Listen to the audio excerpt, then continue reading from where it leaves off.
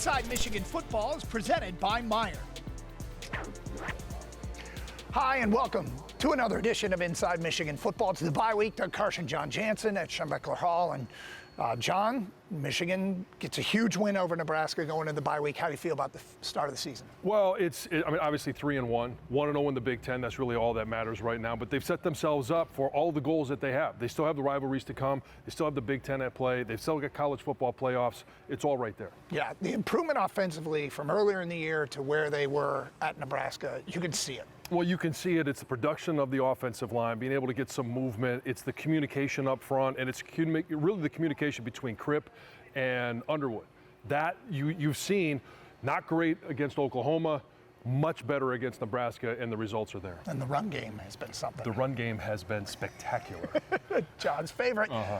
Well, it is the bye week, which they call improvement week, chance for people to get healthy, and John Jansen did catch up with the head coach, Sharon Moore, earlier. I know it was a long 8 days, but it's prolonged because it's a bye week. How frustrating is it to not be able to get right into a game or game prep? Yeah, it's like training camp all over again. It's like you're waiting 2 weeks for training camp, but just excited to be back with the players and the staff and get ready for another game, and to watch what they've done so far has been incredible, and I just want to continue this momentum. What type of work do you want to get done throughout the course of this bye week? Yeah, fundamentals. We're going to attack those wholeheartedly, everything we do. Blocking, tackling, catching the football, throwing the football, doing all the little things really good, because, you know, as we talked about before, it's not about the plays, it's about the how we do them. So really attacking those little things to get better. What's the next step for Bryce? What's the next step for this offense? Yeah, continue to be explosive in the passing game. You know, the running game, I think we're in a good place, but we got to continue to get better there and do things we can to help people be more explosive in the passing game. What was it like watching the games, knowing that, hey, you've got three individuals that are over 100 yards against Central Michigan, and then against Nebraska on the road, 280-plus yards? Awesome. A lineman's dream to watch those guys against Central just be dominant. And then, you know, I thought we did a really, really good job of game planning and scheming runs against Nebraska, and then creating explosive plays when we needed to. So super fun to watch on TV, and couldn't be even better watch in person. So a question that I should have asked you earlier in the week, where Michigan goes on, the offense goes on an 8.5-minute drive, 16 plays. They come away with 3 points, they make it a 2-score game. When you're sitting there calling plays in your head, how much did that match up with what Chip was doing on the field? Yeah, pretty close, except he out-schemed me, because he called that the rose chip on the one screen, and then he called something else, then he called the run on 3rd down and 10. And I might have called the run on 3rd down and 10. I don't know if I would have called the screen, but maybe I would have, you know. So he did an unbelievable job. He did an unbelievable job scheming, doing things, and excited to watch him again. What was better in Lincoln than in Norman? The win, number one, but just how everybody handled everything, you know, from how the explosive plays, and you can tell we controlled the game from the beginning of the game, whereas Oklahoma kind of did, and we battled back, but we did that from the get-go and handled everything really well. How difficult is it from an offensive coordinator position to be calling plays against this defense with the way that they're using Jay Sean, with the way they're using all the linebackers and everybody that's opposite Jay Sean? Yeah, it's a problem. And there's a lot of good offensive coordinators out there that'll have a scheme and a plan, but Wink is really good, and this defensive staff is awesome. They do a really good job of utilizing all our players. So, you know, we brought pressures of 5, we brought, you know, pressures that looked like pressures, and it was 4, and then it looked like a 5-man, and then it was a 3-man, and we got sacks on all of them. So it's all about, you know, trying to identify who's rushing at whatever time in pass protection, but then they're doing a great job of stopping the run. A lot of young players in the secondary that have had to step in. Zeke's been down, other guys have stepped up. Talk about some of those young guys and the importance that they have played in the success of this defense. Oh, it's been outstanding. Those guys have done an incredible job. You know, Coach Morgan, Coach Dose, Coach Hawkins, of what they need to do to help these guys be successful. Those young guys have stepped up and just been seamless transitions. You know, a guy like Jaden Sanders is coming as a true freshman, and he came in here in the summer. And he wasn't even an early enrollee. So those guys have done a great job. Jair Hill, Brandon Hillman, you know, TJ Metcalf, Rod Moore being back. So it's a deep group, and it's a fun group to watch. All right, John, defensively, I think we saw that front seven against Nebraska really wreak havoc. We did, and it was the second week where we've seen Jay Sean, we've seen Cole Sullivan as edge guys. We've also seen Derek Moore, TJ Guy line up on the other side. Like, the ability to mix and match.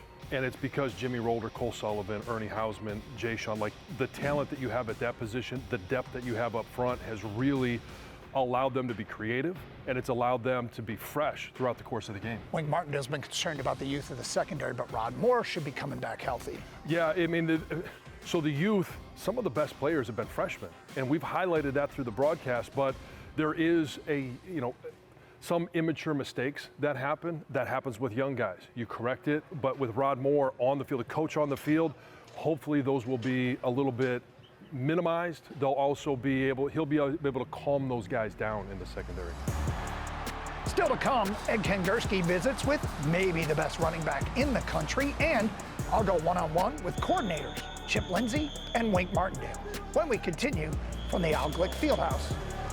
Inside Michigan Football is brought to you by Meyer, presenting sponsor of the 2025 Michigan football season and proud supporter of hundreds of local sports teams across the Midwest. And by Michigan Medicine. There's a difference between an answer and a Michigan answer. To find your Michigan answer, visit michigananswers.com.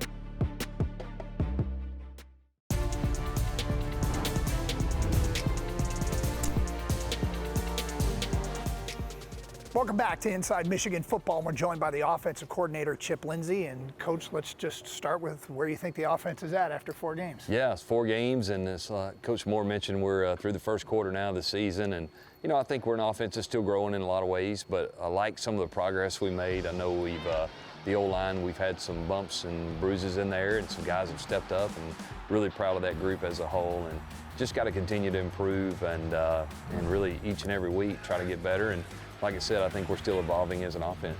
Compare and contrast where the offense was at Oklahoma and where it was last time out against Nebraska. Well, I think probably more confident group would be the best thing, or the thing that sticks out the most to me. I think up front our guys are playing with more confidence. I think each and every game Bryce plays, I believe he continues to develop and continues to get more comfortable, I guess the best way to say it. Playing that position, there's just different looks each and every week. And but the one thing about him, he usually doesn't repeat mistakes and does a great job preparing and studying. But yeah, I think we're making some progress for sure. I don't know if you ever rank your play calls, but I thought the quarterback draw at Nebraska has a strong case for number 1. Yeah, that was good. We executed that, and that's something that we've worked hard on, and give Bryce a lot of credit. I mean, he understood the look and made the right call and got it done. There's a lot of options on that play, so great job by him. Okay, you guys salted that game away with an 8-minute and 40-second drive. As a offensive coordinator, is that not just the most gratifying? Yeah, it really is. I mean, that is, as an offensive coordinator, when you can take a drive and you go into the drive thinking, hey, we need to possess the ball here, and let's make sure that we're moving the ball. And we converted several third downs on that drive, which was awesome. Because to win a championship and play at a high level, you got to be good on third downs, and that's what we're working really hard on. But yeah, I was really proud of the group. I told them the next day in our meeting, an 8-minute drive in the fourth quarter to get to a 2-score lead. That's pretty impressive. That's what we call a championship drive, and just build on that and keep doing it. How about your running backs? Yeah, I'm excited about that group. Those 2 guys they're both capable of breaking a long run, which we showed that. But if you go back and watch a couple of those runs, like Justice, the first one, made the safety miss at depth, but everybody else had a hat on somebody. And then the one Jordan broke too, everybody had a hat. It's like a clinic tape. When we do the install next year, we'll use that one for sure.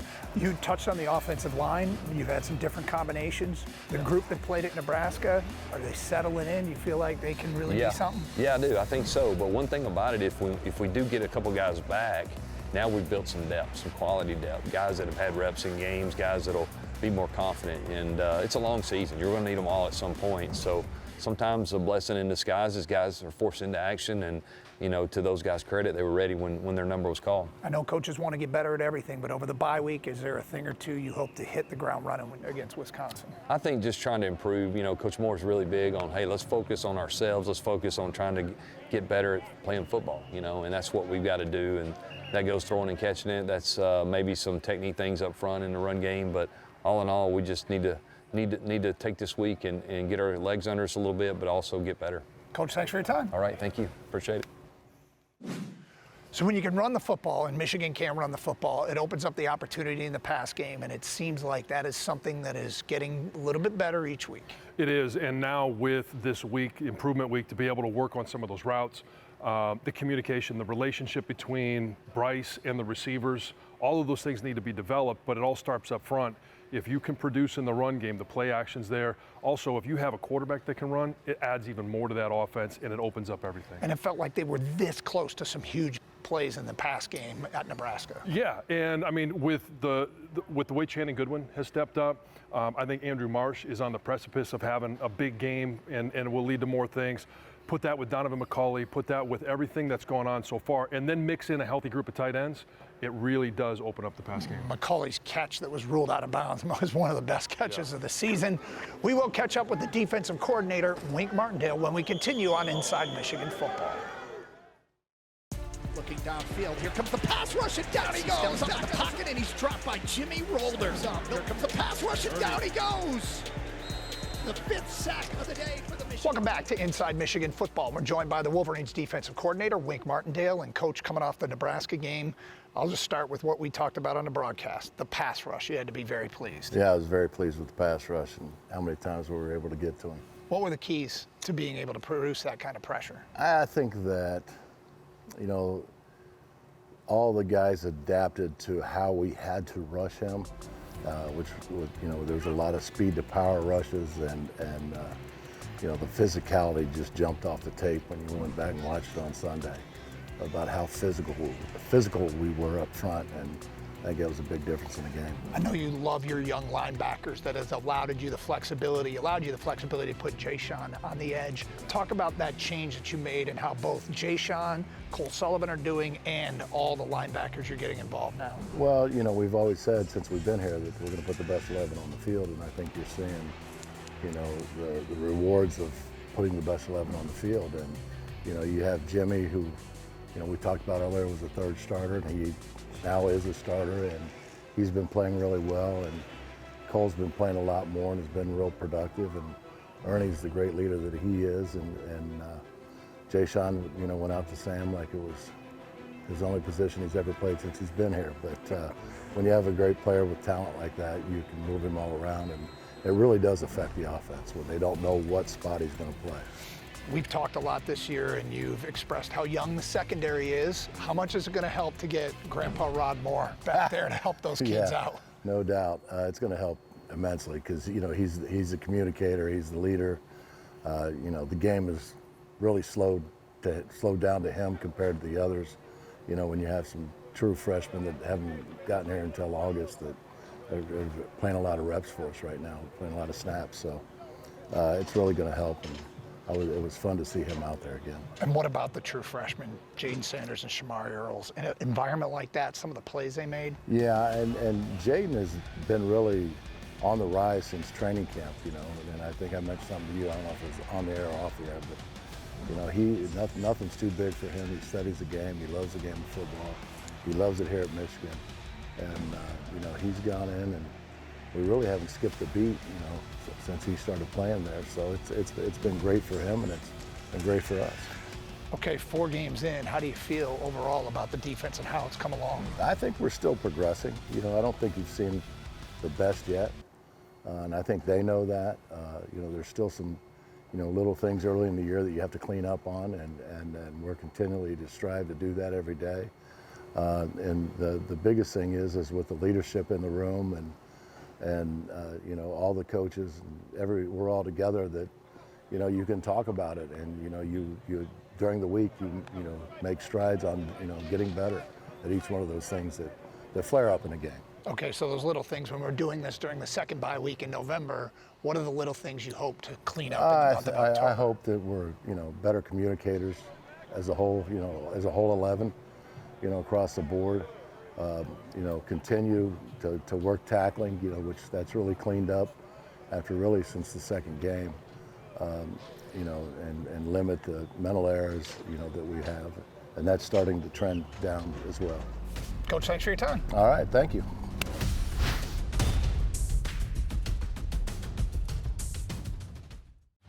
It's time for our Al Rosteele Man of the Week. Here's Ed Kingerski. Justice Haynes has thrived during his first year as a Wolverine. Heading into this weekend, he was tied for third in the country with 537 yards, tied for third best with 6 rushing touchdowns, and is averaging a game-breaking 8.14 yards per carry, 7th in the land. I'd say my running style is an all-around complete running back. I think that I have deceptive speed, but I feel like I can run over you. I can be physical when I need to. If you need that 1 yard, I can go get that. Pass pro, continue to keep improving on that, which I'm going to continue to keep improving, and I'm doing. But I think I can go block. I'm willing to go block, put my head in something, do what the team needs me to do. Justice came to Michigan after 2 years at Alabama. Last year as a sophomore, he went for a productive, albeit modest, 463 yards and 7 scores, setting the stage for this breakout campaign. Anytime you're out there, you're getting experience, I think you gain confidence. I'm a very confident guy myself, whether I just had the best game of my life, the worst game of my life, I stayed in my routine. And I know in time and the work that I put in, it'll come to fruition. The Georgia native has teamed with Jordan Marshall to form one of the most lethal tandems in the nation. The depth in the room from top to bottom pushes him to elevated heights. The best running back comes out of the best running back room. And why I say that is because when someone else is pushing you, that's the only way you're going to get better. Iron sharpens iron at the end of the day. You're not going to get better. I've never heard greatness be coddled. Justice runs with such purpose and desire. The competitor in him fuels his will to win. I hate to lose. I refuse to lose. And I'm always going to figure out a way to how I can win. I think that's the simplest way to put it. I'm very blessed to have that mindset, but I think it's just the mindset of I'm always going to figure out a way to win. That competitive nature flashed as a kid. Justice says his dad used to tell him to let his 2 sisters win when they would play games like basketball. He smiled and told us, "I would not let my sisters win. Not at all. Not at all." For Inside Michigan Football, I'm Ed Kingerski. Thank you, Ed. And John, Justice Haynes, this guy's better than advertised. He is. He's got breakaway speed. He's got great awareness. He does a great job of setting up defenses and that cutback lane. A lot of his biggest runs have been cutbacks, and he's told me, I like to get those linebackers going one way, and I cut back the other way. The line has done a nice job of getting some of those backside lanes open for him. And he always thanks his offensive line. He does. Gotta love that, yeah. All right, we got Jansen Vision straight ahead here on Inside Michigan Football. Inside Michigan Football is brought to you by Meijer, presenting sponsor of the 2025 Michigan football season and proud supporter of hundreds of local sports teams across the Midwest. Back here on Inside Michigan Football. Now, last week, Nebraska, there was one play you neglected to put in Jansen Vision, so you insisted we do it today. Yes. And let's go to Jansen Vision for one of your favorite plays of the game. It was, and this is just the way, the creativity that Wink has with creating blitzes. And I'm just going to highlight the fact that you've got 1, 2, 3, 4, 5, 6, and we've even seen them bring the corner. So you got 7 guys that could possibly come. And over here, you've got the 5 offensive linemen, 1 tight end, and a running back. But we know they're not all going to stay in. And here's what I want to highlight is the fact that you're never sure who's coming. All of a sudden, Trey Pierce seems simple enough. He's going to come in here, and he's going to be passed off to the center. I want you to watch this guard because he's really not going to have an idea who to block or what to do, because as soon as Trey comes in here, all of a sudden, Jimmy Rolder, he's going to come over here and he's going to smack this tackle right upside the head. Derek Moore is going to come in, and if the lines look confusing, just imagine this going at game speed as I let this go. Boom, there he hits the tackle, and Derek Moore comes free, all right, because this guard has no idea which end is up. He comes free, but all he does is causes the quarterback to step up, and now Jimmy Rolder does a great job of coming over and getting the sack. You feel better now that we got that in? I feel a lot better. I feel a lot better. And I want to give Jimmy Rolder a little bit of love, but again, it's just the creativity Wink has with all the athletes he has up front. Well, we'll have much more Jansen Vision and a recap of Wisconsin next week here on Inside Michigan Football. So long.